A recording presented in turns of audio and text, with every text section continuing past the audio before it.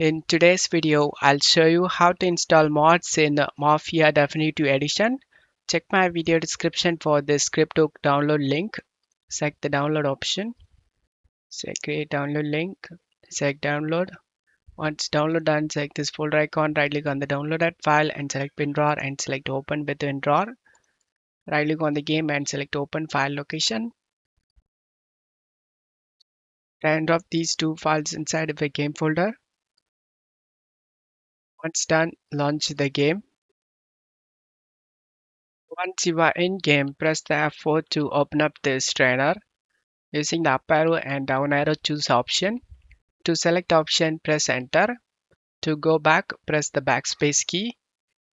To show you guys it's working, go to vehicle, spawn, choose the vehicle you want to spawn.